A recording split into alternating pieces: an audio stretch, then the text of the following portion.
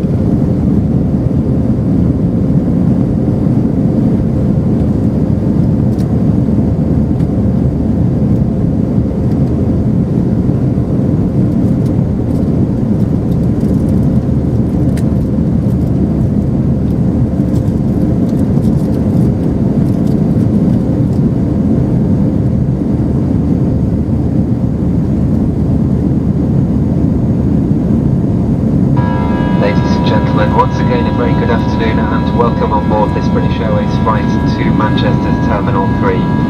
My name is Stephen Strange.